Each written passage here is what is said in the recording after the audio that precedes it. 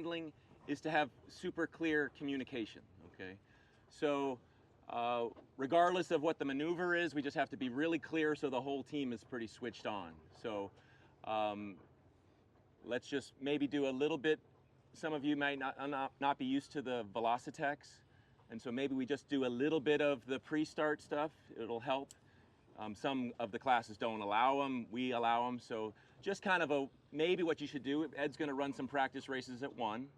Usually the bow person's doing the time, maybe the trimmer's doing the meters, the distance, and the tactician is evaluating where we're gonna, talking to the driver, where we're gonna start, how we're gonna do it. So kind of a rough way to start is coming at the line, maybe at 60 meters, 60 seconds. Just experiment with this. If we have 8+ knots, we might have the jib rolled up. If it's less, we'll have the jib out. As we come to the line, we're watching the Velocitec. If the meters start going by really quickly, that could be a lot of things. It could be a right shift, it could be current behind us pushing it at the line. But we have to realize this early and slow the boat down early. If the meters are going really slow, why is that happening? It's a left shift, maybe we have current against us, maybe we need to put the bow down and roll the jib out earlier because we're not gonna get to the line. So it's evaluating that distance and the time and making the best judgment. You know, I see a lot of teams getting into trouble because they have kind of that old thought of, okay, someone's rolling over the top of us, reaching, coming down the line. They don't want to be over, and they're reaching down the line, and we roll our jib out and start screaming at them, leeward boat, and then we get ourselves in trouble. The better move is just, let's stay out of trouble, you know. Bill Hardesty, I sail with him a lot, he's like, okay, let's just keep it really boring. We're not gonna yell at anybody, we're not gonna get near anybody, and all of a sudden at the end, after a bunch of boring 4s and 5s, we might have a chance to win the regatta, okay? So that's kind of, in my mind, that's how you should approach a start. Don't try to kill the boat next to you, try to give some space. Hey, sometimes I'm on port, we're both gonna tack. Hey, let's be nice, let's both have great starts. Let's try to win the pin. Let's not have this slant tack to leeward, almost too close, getting in some yelling battle, then some guy scoops both of us and pushes us over. So I think kind of a good thing to do is, some of you are new to the boat, but this coming to the line and do a bunch of practice starts and get a feel for the machine. The goal, of course, is maybe finding that right moment where we can put the bow down, roll the jib out, accelerating. Maybe it's 18 meters with 10 seconds to go. We put the bow down, a little below close hauled, we roll the jib out, it's powerful, we accelerate, we're hiking, the foredeck pulls the in-hauler, and off we go. The backstay's already preset, the traveler's preset, all that good stuff, and we know we're fast from the lineup before. We have all our settings in the right spot. There's a mark on most of our jib sheets, there's a mark on most of our in-hauls. So I already in my head know the fine-tuned jib halyard has to be at 6, the working sheet is at 6, the in-haul is at 8, the jib car is at 7. So you kind of know all the settings, and so you're gonna be quick. But that's kind of one little tip, is just kind of stay out of trouble, don't, you know, and fight for every point. And this is more about the boat handling. And so on most of the boats I'm sailing, is the driver just focuses on the driving. Doesn't do the traveler, doesn't do the main sheet, just put the boat on the proper angle, you know, listen to your team and keep out of trouble, and that's the best the driver can do. Then there's the main trimmer. So the main trimmer is going to, a couple of the jobs is to tack the traveler, play the backstay. Maybe you have if you have a super talented driver, maybe they play the traveler, and then the tactician would trim the main sheet and the backstay. The backstay is in front of the traveler, so the driver's sitting here playing the traveler. The problem is we're gonna have some light races, so you want the driver to be really far forward. In super light, you want the traveler pinned all the way to the top. Sometimes I'm standing here and I kind of peek through here and say, oh, the traveler can go up another inch, because every inch you can get is gonna be a gain in this light stuff. Also, weight forward is really key. So in the super light, maybe the bow person, you don't want to be too much in the slot. the rule is you have to have your shoulder above here. So maybe the bow person sitting in here, maybe the boat heels a little bit. We hike to weather, you know, to leeward. I'm trying to get as low as I can, but be legal. And then the jib trimmer is as far forward as possible. Sometimes I put my hand on the sheet and I put my thumb here and I play the sheet throughout this. So if we get a little bit of a header, I over trim the jib sheet. I say bow down a little bit. She's gonna turn, Becky's gonna turn the boat down, and then I go, okay, good angle, and I ease the sheet. Sometimes it's nice to have a little slack in this. So some of you aren't used to these double cleats. Okay, so the jib sheet is gonna come through here. It's gonna go in this cleat, and it's gonna go in this cleat. So if we keep a little bit of slack in there, if it's tight, you can't release it without uncleating it from here and uncleating it from here. If there's a little slack, anytime we get a light spot, let's say we get a big lift, I can blow it out of this cleat and it lets it off 2 inches. And maybe I jump to leeward a little bit because I'm lifted. I want to help turn the boat up. So I'm easing the jib, going to leeward, and helping the boat and talking to the driver. Okay? The tactician spot. This boat really, so there's a flicker on the top of some of the 70s. Most of us don't have them anymore. There's not one on this boat. And so if it's light, the trick is to, so I like to have really clear communication. Tacking in 3, 2, 1, tacking. Rolling, 2, 1, rolling. Squashing, 2, 1, squashing, right? Weight comes forward, travelers all the way up. So in the main sheet, you might have to pull the traveler all the way to the top in the roll, right? So let's just pretend I'm rolling from starboard to port. I pull the traveler, this is nice and long, which makes it easier. We pull the traveler all the way to the top. The driver's gonna cross the boat, kind of in this light stuff, maybe first, and she's gonna cleat that traveler. So she's gonna cleat the traveler to weather. I'm gonna be playing the main sheet, okay? And then 2, 1, and maybe it's just the driver and 1 crew member coming in to squash. You get too much weight to weather, the boat's gonna wanna bear off, okay? And the tiller's gonna have to be pushed harder. So we wanna have the right amount of squash, get the feel for that. So that's the tacks. I guess the next would be the set. Okay, so there's a tack line, depending on who weighs what, you know. Sometimes it's best in light air, it's fine to have a big person down to leeward. And let's say we're getting to the weather mark. Before we get to the weather mark, we blow the Cunningham off. Maybe on the offset leg, we let the outhaul off. So these ties, I wish I had the sheets rigged, but we put the sheets, the tack line, even this weather sheet all tucks into one of these clips. Then the spin halyard goes into, on our boat, we have another clip here. Okay, one of these ties. So maybe as we're coming to the mark, it's light, I'm helping this out, all these lines clear.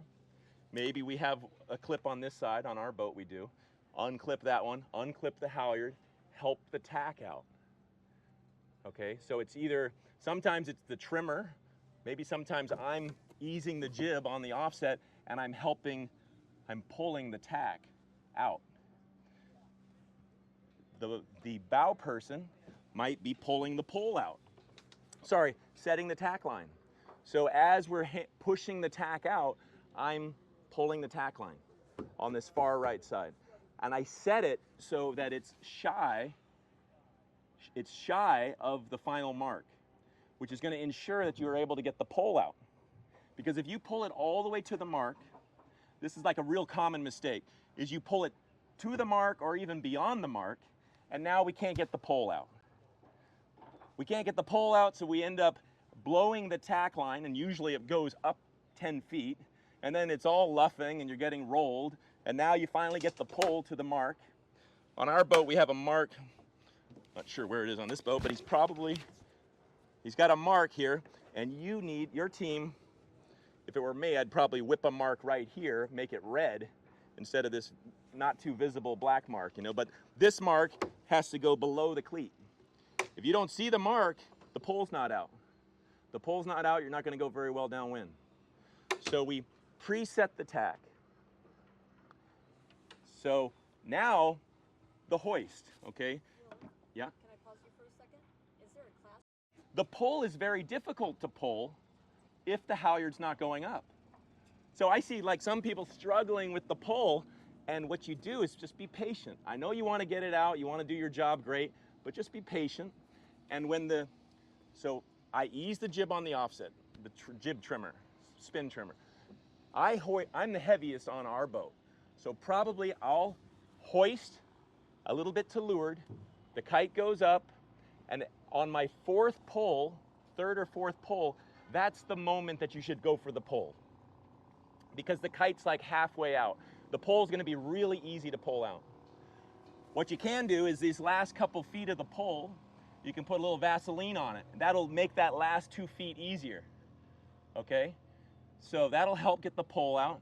And then as soon as the pole's made, it's like I like to keep close and just explode at the right time as the kite's going up, and it should be pretty easy.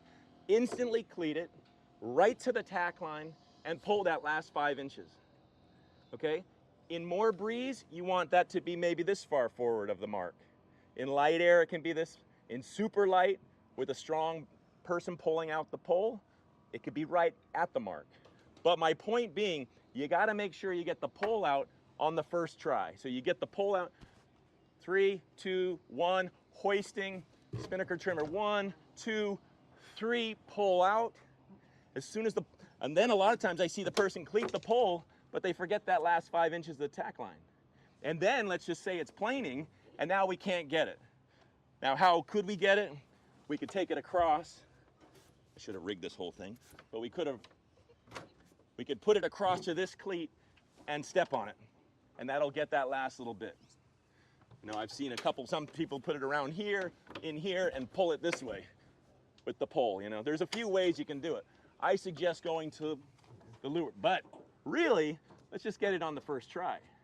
And that's just technique. It's as the kite's going up, pole goes out, right to the tack line, boom. I think the big thing there, as he's saying, is, know what your move is if you don't get it, right? And so the move is, if it's not out and you're not big and strong and you're not going to pull it out, use the boat to your advantage. So a lot of people come to the winch, cleat it, and then you just jump on it.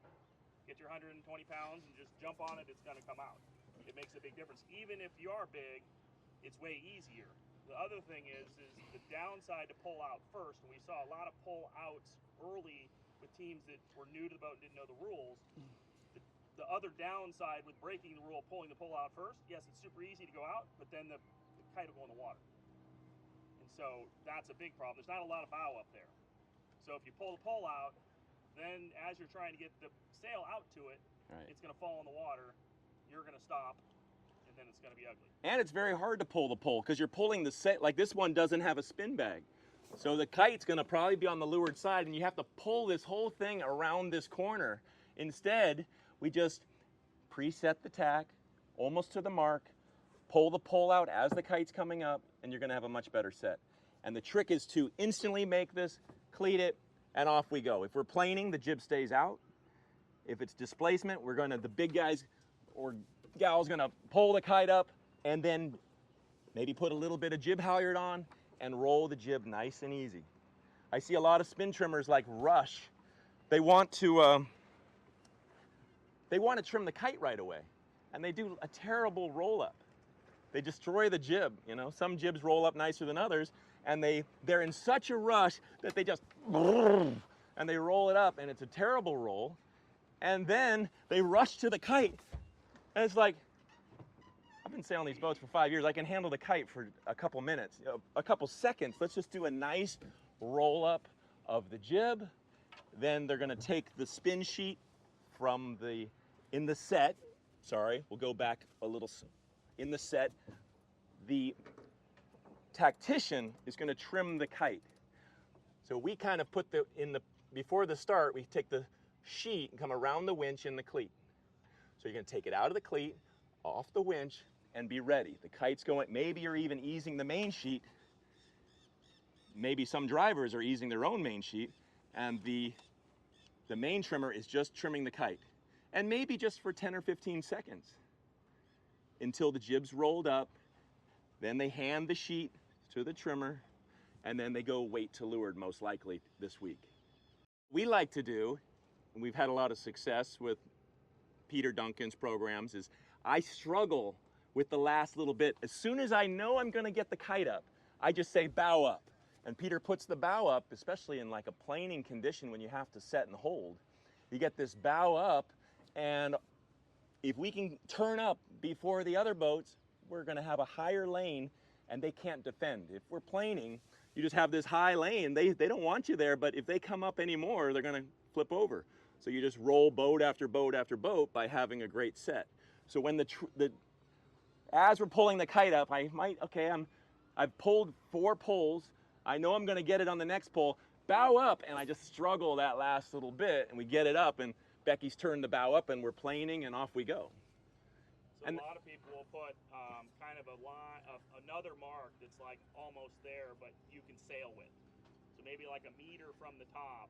If you know you're past that, you know you can, like the tactician can say, hey, we gotta go, then you can go.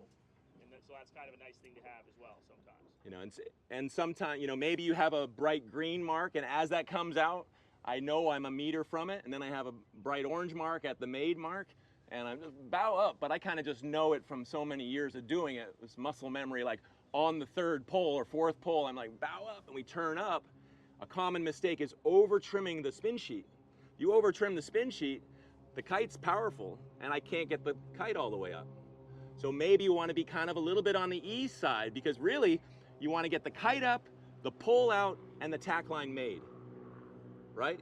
If any of those things don't happen, then we have to luff the kite, pull the kite up, undo the tack line, pull the pole out. It's all really bad. And the best teams, what they do really well is they escape that weather mark. That first 30 boat lengths is incredibly important. If you can have a great set, roll the jib, get your weight in the right spot, weight forward, mains out, vangs off, out hauls, super eased. If we can get all those steps, like 2-3 boat lengths, or ideally even before the offset, even before the set, the backstay's gone off. I see a lot of boats go around, the travelers drop, the mains luffing on the offset leg. Let's keep the traveler, maybe it's 5 to 8 knots. We go traveler in the middle. The whole downwind leg, the traveler's just locked in the middle. If it's planing, the traveler's all the way down. 0 vang. Any out haul, super ease. So, you know, we have to communicate that. So let's hypothetically say I'm on port. I'm getting lifted to the weather mark. That's a left shift. Maybe my call is, okay, set and hold, and let's say it's 8 or 9 knots. Perfect for wing. We could wing, set and hold. If we're going to go wing, we should jibe the kite to wing so that we're on the headed jibe. Okay, that's another thing, is the whole wing on wing, and it takes some practice and really clear communication. And I guess the next one we'll be talking about the jibes. We just did the set, so the jibes. How do we do it? Prepare to jibe, 3, 2, 1. The spinnaker sheet has to go super early. So we're trimming here, 2, 1, I'm easing it, and I go right to this. Maybe the bow person has flicked the sheet up high on the forestay so that we've taken an extra 6 or 7 feet out of the sheet. That's gonna help the kite come around. If it's down at the bottom, if it's locked in our little tie, so you see this is taped here, that's to keep the sheet from falling through there. If the sheet falls through there and it's caught around the, you know, the forestay, that's gonna be an issue in the jibe. That's like one of my little pet peeves with whoever's the bow person on the Duncan program, is like, boom, the kite goes up, fix that immediately. I want to be ready to jibe just in case we have to jibe quickly. We're in a right shift, we want to jibe fast. Okay, so in the jibe, a driver turns, maybe, sometimes I see people really throw the boom across, and it's going to make the kite weak. So just be smooth, let the main come when it wants, or just before. Roll the boat, kite comes around, Main comes across, 2, 1, and squash. And a little bit of weather weight, boat accelerates, okay? And maybe there's a little bit of weather weight, but as soon as the boat's at the new proper angle, you want the bow person, probably, and the tactician to jump back to leeward. Now a trick in displacement, I don't mean to be jumping around a lot, excuse me if I am, but if it's displacement, you want a little more weight on the low side. So on some boats, it's real common to have a big driver and a big trimmer. But what happens is you have the two smaller people like pinned to leeward and they can't move at all. So on a couple programs I've said, hey, let's let her trim the kite, because all of a sudden, instead of having 60 extra pounds on the high side, we do a switch and now we have 30 or 40 extra pounds on the low side. That's a pretty big gain, because when I'm trimming, if there's a little more weight here to leeward, when I lean in, the boat wants to head up, and then I can squash. And this light, let's say it's Stephanie Roble on my program, Stephanie can listen to me and I say, down 2, and she can do a little squash, and I go up to weather. Bow up, she comes to leeward, I step in, the boat's moving. We have the ability to sail it more like a dinghy. If you have too much weather weight, I'm constantly moving.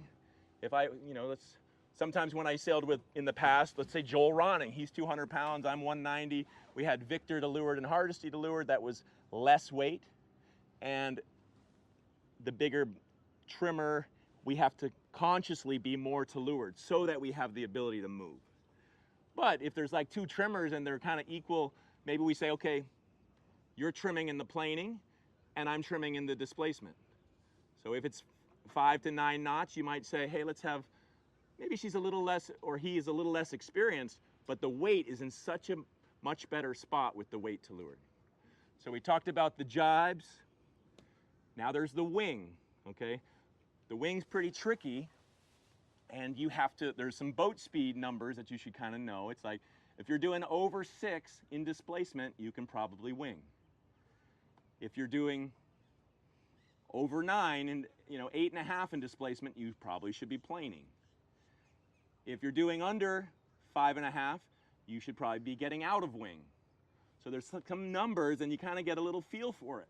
When you go into wing and you lose the kite, if you lose it for a little bit, that's not a big loss. But if you lose it and then lose it again and then lose it again, you're really losing. So that move is, let's jibe the main out of wing. And one little tip is, as a driver, turn the boat much more than you think. Because we throw the boom across, we have something to squash against. If you just turn a little bit, the boom barely comes across, the boat is parked. So come out of those jibes hotter than you think. In the super light, we might be jibing through 90-ish degrees.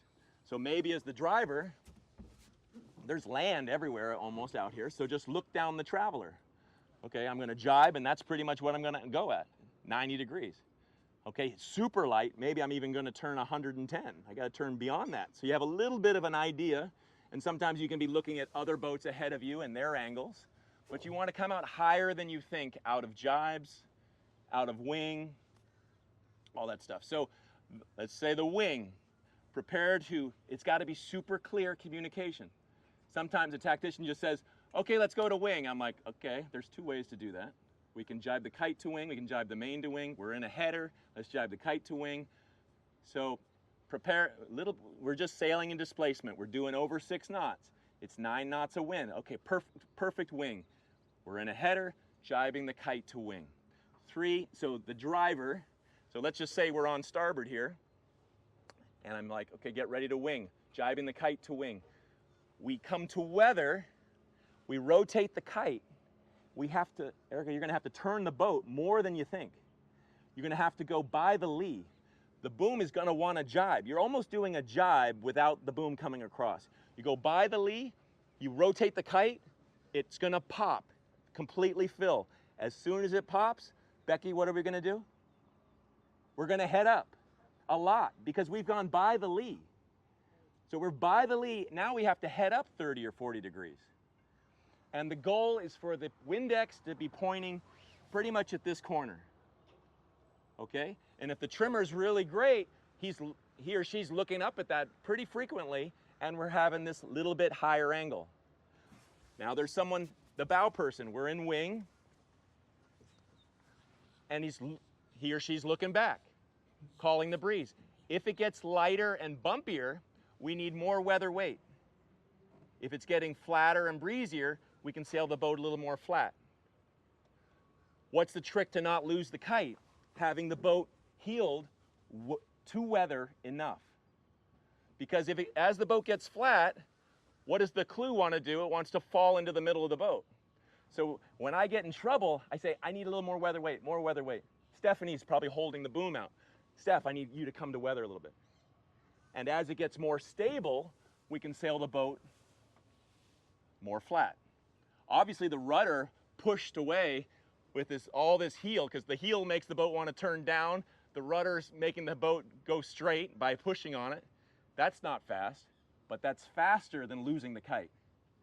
Okay? Does that make sense? So if we're going to jibe the kite to wing, I might say, we're on starboard, I might say, turning left, jibing the kite to wing, turn quick, driver, you're not going to switch sides, okay? And she's just going to turn down, down, down, the kite's going to pop, now head up, up, up, up, get the Windex to pretty much point here at Dave, and then we're good. So I think there's a few notes here to think about with the poles you can't hike, right? So that'd be the same thing. It's pretty much like this, and what I'll do a lot of times is put my even legs here and be like this. Yeah. You can't be way out here, you can't stand on here. You know, a lot of times I'm one leg out like this. He's being really careful not to lean because his body wants to lean. And so, you know, he's obviously fit only because of doing wing. That's the only reason why We want to also make the drops really easy, okay? We have some new teams, new bow. You know, on our boat, I'm going to try to do, as the spinnaker trimmer, or Stephanie, ideally, as the tactician, should try to put us in a situation where we can come in with, let's say we want to do a left turn.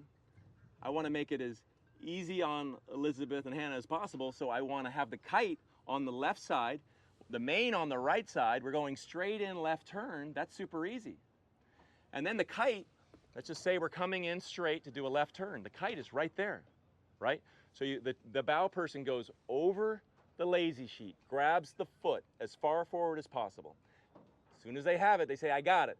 Right then, it's usually me as the trimmer, I blow the pole. We pull a couple pulls on it. Then I go halyard. The halyard has already been flaked. You know, this boat doesn't have a bag, so you got to be careful of what you put it in. Maybe you put a bucket on the floor and you flake the halyard into the bucket, starting at the knot, put the whole halyard in, put it in the hook, and now you're ready to drop. Okay, so then they've got the foot collected. Then I go halyard, and I'm watching the pole. I see the pole coming in. As soon as the pole is all the way in, then I can let the tack line off. So don't rush the tack line. It's uncleated in the action of the drop. It's the first action on a lot of drops. That'll ensure that the pole comes in. The last thing you want to do is round the mark, the pole's out, and the driver has to I could go in there, but I can't because the pole is out, you know. So let's go in that order. And I try to set the boat up so that, okay, we want to go left turn. Here's a real common mistake. Like, okay, let's say you're coming from a Melgus 24. The Melgus 24 doesn't do wing very much, but I bet in certain spots you could gain by it. We jibe a little earlier, because in a Melgus 24 we go all the way to the ley line, or a Viper. We jibe on ley line, and we do this, we call it like the Mexican drop, right? A jibe left turn. And the boat kind of stalls in that move. Instead, in the J70, we might, let's say it's 9 knots, wind's coming from my back, we jibe a little bit early. So now we're coming to the mark, no problem, piece of cake. We're going to jibe the main to wing. Right here, we jibe the main to wing, we have the kite on this side, we're 7 lengths away, here we come, sailing less distance, losing less speed, making it easier on the bow team. All pretty big positives, right? Let's say we're coming in on port, and there's no boat around, and we've missed ley line by a little bit. What can we do? Right here, bear off, jibe the kite to wing. Kite comes over, here we come, the last 7 boat lengths in wing. Instead, what some of you will do, which is the wrong move, is you'll come to here or you'll sail real deep with the kite collapsed, trying to make the mark, getting the boat to 0. And you just, this sucks, but it's only 5 more lengths. So instead, you might go to here, do a full jibe, get to here, okay, how are we gonna do it? Mexican, or we come to here, we jibe, we go full jibe, and then we go 4 lengths, and we gotta pull the kite. We just pulled it around to the starboard side. Now we gotta pull it all the way to the port side to drop. Let's avoid all that and choose the right time to go to wing and make it super easy on the bow team. Then the jib rolls out on the right side, the kite's on this side, it's all super easy. We drop the kite. And that's where that 6 to 8 knots doesn't matter anymore. Now it's a positional wing, not a, this is ideal time for wing. This is now an ideal time for wing because positionally you're gonna benefit from it, whether it's light air or heavy air. And that's gonna be huge for that douse, which is huge for boat lengths. You know, all your starts and your mark roundings is where you make tons of gains. So keep that opportunity by using the wing that this boat has. So at a finish line, let's say, you know, this is the finish line between here and here, and we're sailing like this. Well, if we go to wing, we're now perpendicularing the line. We're sailing less distance. That's a big gain. If there's a bunch of boats around, that could be 2 or 3 boats. So that might be a point, you know, in a big pack, you're almost always better at a wing at the finish because you're going straight down, almost straight downwind. If you're reaching and then having to jibe, instead we just bear off, jibe the kite to wing and just go use that momentum to coast and go DDW, you're gonna finish maybe 4 or 5 seconds early just by going to wing earlier. If you watch any of the videos that I do when I'm out there, I'm usually talking through them. And so when they're coming into the finish, I'm talking about. If the boat has this weird feeling like it wants to just constantly head up, it's because your rig is too soft. So in like the Melga's 24, I'm often the trimmer and I'm hiking, and out of my eye, I'm peeking at the telltales. And if the driver's constantly pinching, I tighten the rig. If the boat kind of doesn't want to head up enough, that's because the rig is too tight. So that's like a little bit of a trick. One really useful tool, like sail the boat, set the boat up for the conditions of the first leg. And then let's say we set up for light air and it gets windier. What can we do? Well, in-haul less, put the backstay on super tight, let the traveler down. What I say from the rail is tight leeches. I say, like, the rig is too soft for what we have now, let's go more tight leeches. The opposite would be the rig's too loose. The opposite would be the rig's too tight. What can we do? Traveler up, a little less outhaul, more inhaul, less jib tune, fine-tuned jib halyard, you know, all those things that give power. So the backstay, the course tune backstay is super important tool, okay? If this Travis looks like he's got it about the right spot, what I do without a flicker, if this is super loose, you see it's kind of hanging towards the main. So I pull it just to where these get pretty high. So I would pull this a little tighter even in the light air, because in the tacks and jibes, it's going to be less of an issue without a flicker. Now, this is like in the perfect spot. It's about, I don't know, 16 inches above down here. When we go 8 and 8 on the rig in breeze, the mast is going to come back and this ring is going to come down. And I have to max this out. Sometimes I see this maxed out, but this thing is still loose. So if this is loose, talk to Ed or myself, and maybe what we do is do a little bowline in here so that this goes higher and we have more range with the backstay. So this is a really important tool. Sometimes we go 8 and 8 on the rig, but we have no backstay on. And maybe this is all the way down. You're like, okay, well, if this is all the way down and I pull the backstay, watch this. Once that V gets down there, I'm really just pulling these blocks apart. This is not very tight, you see? So if we tighten this, give me 5 more seconds, because this is like a huge tip. And sometimes I see very good, even pros sailing with that really. So now, that's pretty tight, okay?